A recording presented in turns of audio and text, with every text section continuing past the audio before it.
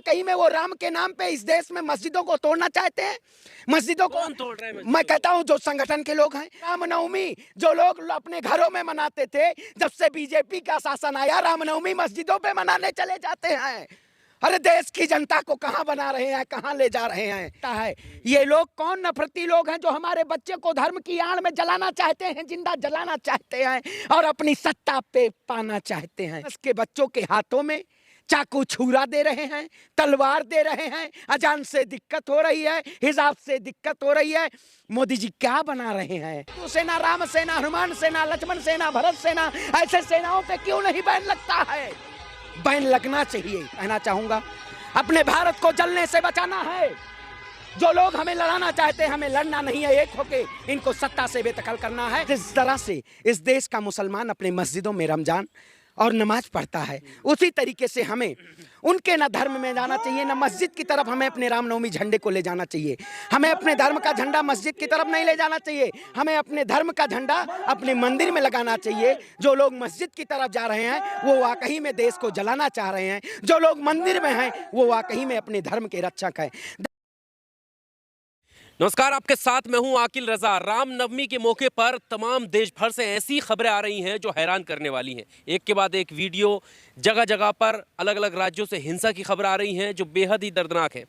और आप भूलना नहीं चाहिए कि ऐसे वक्त में कि रामनवमी का त्यौहार तो मनाया गया, साथ में रमज़ान भी चल रहे हैं। आखिर ये कौन लोग हैं जो देश को सुलगाना चाहते हैं? इस पर हम बात करेंगे। हमारे साथ सरवन पांडे जी हैं, सामाजिक मुद्दों पर बेबाकी से अपनी राय रखती हैं। सरवन जी, हिंदू धर्म से आप आते हैं, आस्था के नाम पर ये खिलवाड़ करने वाले आखिर कौन लोग हैं?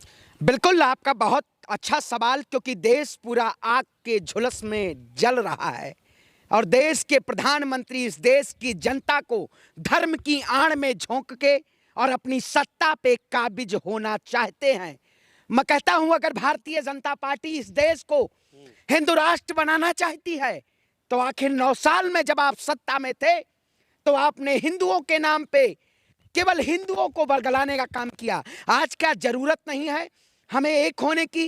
आज देश के प्रधानमंत्री कहते हैं, उनके नेता और उनके आला कमान, कि हम हिंदू राष्ट्र बनाएंगे, लेकिन हिंदू राष्ट्र, अरे प्रधानमंत्री भैया, उनके जो संगठन के लोग हैं, आखिर इस देश में तो बैन लगाना चाहिए ना। जैसे बड़े बड़े ऐसे संगठन है, हिंदू सेना, राम सेना, हनुमान सेना, लक्ष्मण सेना, भरत सेना, ऐसे सेनाओं पे क्यों नहीं बैन लगता है? बैन लगना चाहिए, क्योंकि आज जो लोग हिंदू हितैषी की बात करते हैं, मोदी जी के शासनकाल में देश का युवा संन्यास की तरफ जा रहा है। गृह मंत्री जी उसका उद्घाटन कर रहे हैं। गृह मंत्री जी युवाओं को संन्यास की दीक्षा दे रहे हैं और अपने बेटियों को नेता लंदन भेज के पढ़ा रहे हैं और देश में गरीब आम जनमानस के बच्चों के हाथों में चाकू छुरा दे रहे हैं, तलवार दे रहे हैं, अजान से दिक्कत हो रही है, हिजाब से दिक्कत हो रही है। मोदी जी क्या बना रहे हैं? देश के युवाओं को मस्जिद की तरफ ले जा रहे हैं। क्या वाकई में ये देश को हिंदू राष्ट्र बना रहे हैं?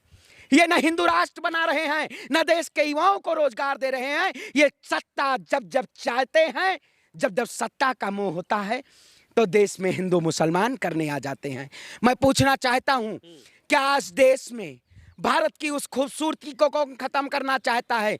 एक वक्त आज नवरात्र की शुरुआत होती है, उससे पहले रमजान की शुरुआत होती है। उस भारत के मोहब्बत को, उस अमन चैन को कौन छीनना चाहता है? ये लोग कौन नफरती लोग हैं जो हमारे बच्चे को धर्म की आड़ में जलाना चाहते हैं, जिंदा जलाना चाहते हैं और अपनी सत्ता पे पाना चाहते हैं?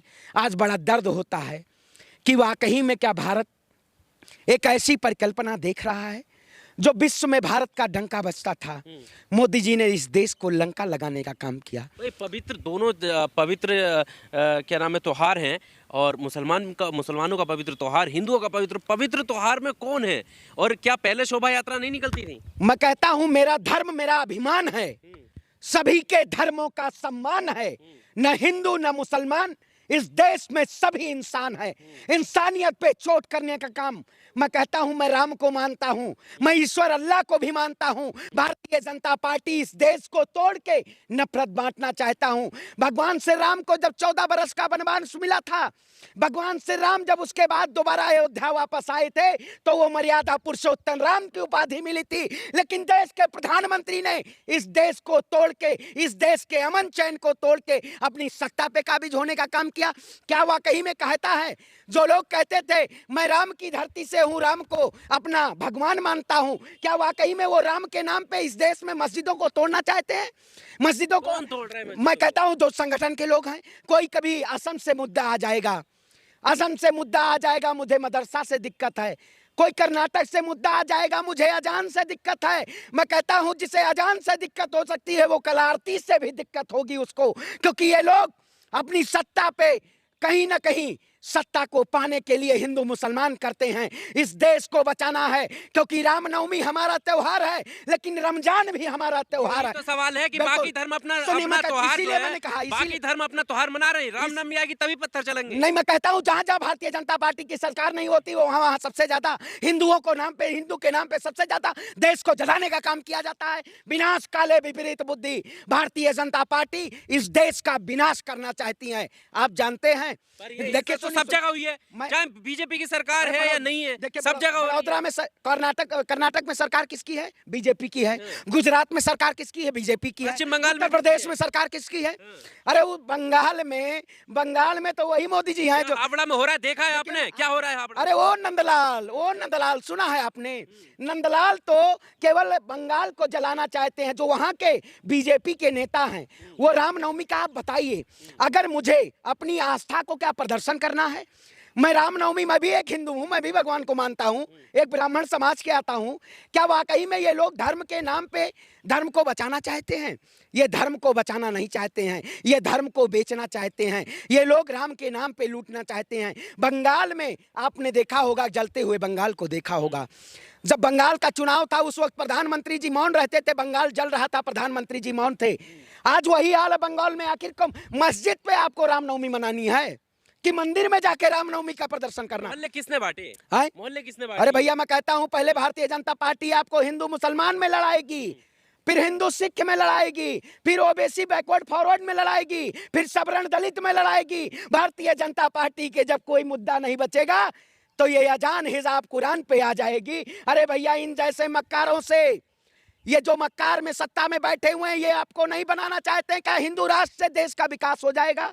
क्या हिंदू राष्ट्र से देश की जनता खुशहाल हो जाएगी? क्या वाकई में प्रधानमंत्री जी रामनवमी जो लोग अपने घरों में मनाते थे, जब से बीजेपी का शासन आया रामनवमी मस्जिदों पे मनाने चले जाते हैं? अरे देश की जनता को कहां बना रहे हैं, कहां ले जा रहे हैं? कौन से विनाश स्थिति में देश को पहुंचा रहे हैं? देश का प्रधानमंत्री वाकई में इस देश को जाहिलता की तरफ ले जा रहा है। आपने देखा होगा बाबा रामदेव जो सलवार पहन के भागे थे, उन्होंने पतंजलि यूनिवर्सिटी का निर्माण कर दिया। देश के युवाओं को सन्यास की तरफ ले जा रहे हैं। पीएचडी बीए एमए किए हुए बच्चों को सन्यास दिलाया जा रहा है। अमित शाह जी सन्यास की दीक्षा दिलवा रहे हैं, मोदी जी पकौड़ा तलवा रहे हैं। अरे देश का प्रधानमंत्री को अगर विजय नहीं है तो देश की जनता तो वाकई में गर्द में जाएगी। देश की जनता को गर्द में डालना चाहते हैं। मैं कह देना चाहता हूं, निकलो घरों मकानों से, जंग लड़ो बेईमानों से। सुनिए पत्रकार महोदय, आज देश को बचाने की जरूरत है। ये देश की लड़ाई है, ये किसी जाति धर्म मजहब की लड़ाई नहीं है।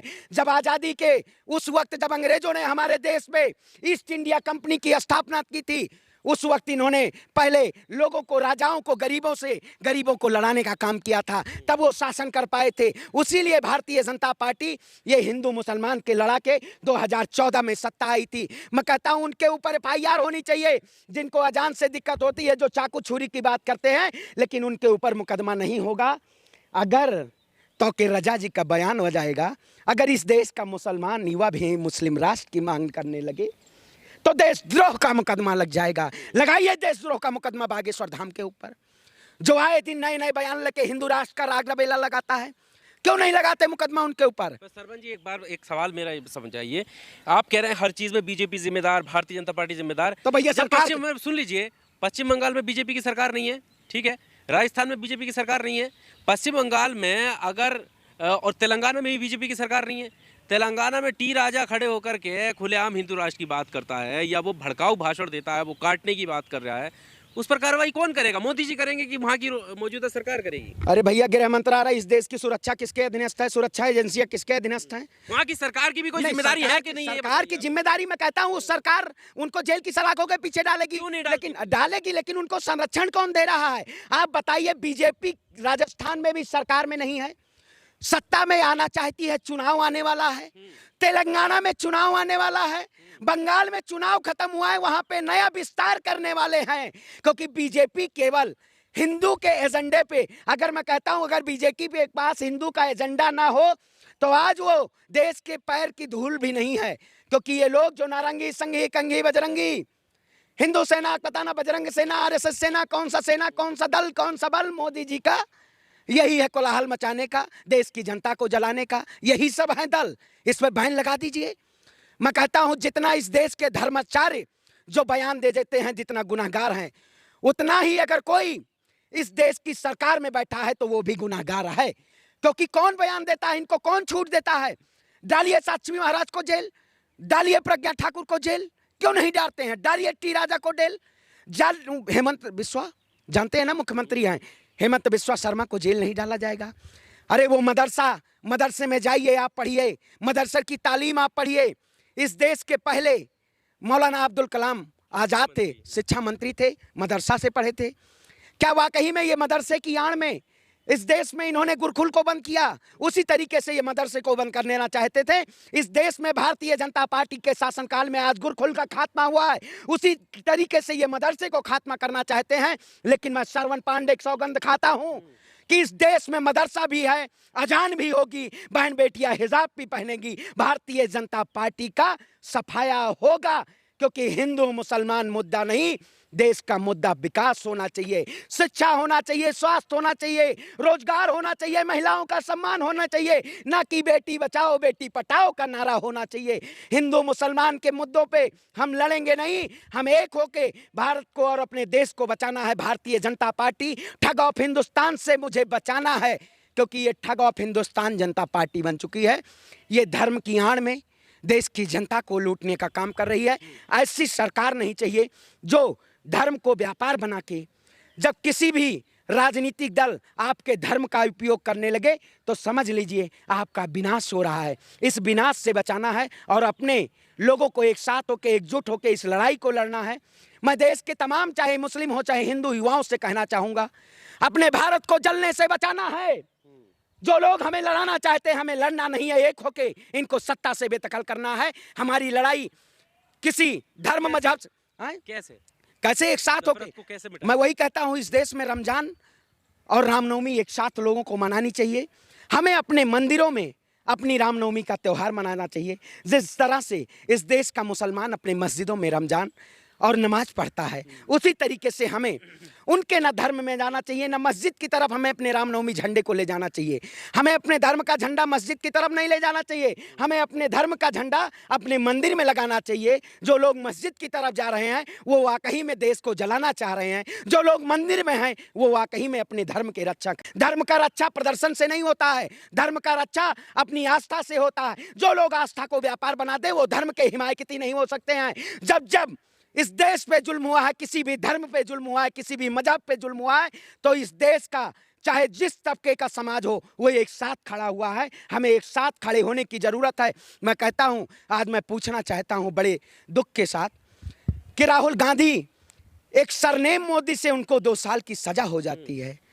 जो एक समुदाय को लगातार आतंकी नाम से उद्बोधन करते हैं, उनके ऊपर कब मुकदमा होगा, उनको जेल की सलाखों के पीछे कब डाला जाएगा? जो लोग एक नाम से, आरिफ नाम से चिन्हित करके उनके ऊपर FIR कर देते हैं, जो लोग मुस्लिम नाम से उनको जेल की सलाखों के पीछे डाल देते हैं, उनके ऊपर मुकदमा कब लगेगा? ये मुझे इस देश की कानून पालिका से, इस देश की न्यायपालिका से मेरा सवाल है। क्या वाकई में भारत को ऐसा बना दिया गया है कि एक धर्म और मजहब के नाम पे अगर आप मुसलमान हैं तो आपके ऊपर NSA लगा दिया जाएगा, अगर आप हिंदू हैं तो मुस्लिम काटे जाएंगे, राम राम चिल्लाएंगे, ऐसा नारा का उद्बोधन दिया जाएगा? मैं कहता हूं कानून सभी के लिए एक है। अगर मुसलमान गुनहगार है, अगर हिंदू गुनहगार है तो सजा एक होनी चाहिए। एक देश 2 सजा नहीं चलेगी। हम इसके खिलाफ हैं और मैं अजान भी करूंगा, आरती भी करूंगा, मुझे किसी से नहीं दिक्कत है। मुझे मेरा धर्म गर्व है, लेकिन सभी का धर्म का मैं सम्मान करता हूं। मैं मुसलमान के साथ बैठता हूं, सिख के साथ बैठता हूं, मेरे पास कुरान भी होता है, मेरे पास गीता भी होती है। ये नहीं है मैं कुरान हाथ में तो मैं उसे जला दूं। मैं प्यार करूं, उसे भी दिल से मानूं, क्योंकि ईश्वर है अल्लाह तेरे नाम, सबको सम्मति दे भगवान। भारतीय जनता पार्टी ये विनाश करना चाहती है। ऐसी विनाशकारी पार्टी देश में नहीं चाहिए। ये किसी भी धर्म को कल आप हथकंडा बना के और अपनी सरकार बनाना चाहती है। इनको सत्ता से बेदखल कीजिए। आपका नाम क्या है? आकिल नाम है, आकिल रजा है। आप अपने मजहब को, क्या आप अपने मजहब को किसी युवाओं को तामील देते होंगे कि आप जाइए मंदिरों पे हंगामा करिए? कभी तालीम देते हैं? उसी तरीके से मैं अपने समाज के भी सब बच्चों को कहता हूं कि ऐसी तामील आपके आने वाली नस्लें बर्बाद कर देंगी।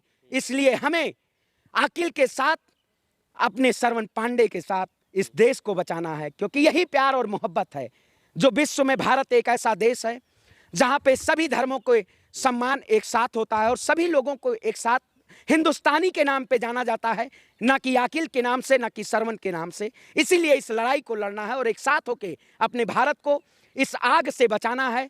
और इन तानाशाही, इन जुल्मी, इन जैसे संगठनों पे अगर सरकार इस देश में मुसलमान और हिंदू की हिमायतगिरी है तो आरएसएस और ऐसे ऐसे संगठनों पे बैन लगना चाहिए। कोई भी जो संगठन, इन पे बैन लगना चाहिए। चलिए, बहुत शुक्रिया हमारे साथ बात करने के लिए। सरवन पांडे जी थे। ज़रूरी सवाल इन्होंने उठाया कि हमें रहना हिंदुस्तानी के तौर पर है, हमें हिंदू मुसलमान में नहीं बैठना है। और जिस तरह की ये खबरें आ रही हैं, ये बेहद ही दर्दनाक खबरें, दुखद खबरें इस देश के लिए हैं और हमें आपसी मोहब्बत, भाईचारे पर ध्यान देने की ज़रूरत है। बाकी इस वीडियो को लेकर आपका क्या कुछ कहना है, कमेंट बॉक्स में आकर अपनी राय ज़रूर दीजिएगा। शुक्रिया। Subscribe now and press the bell icon. Never miss an update.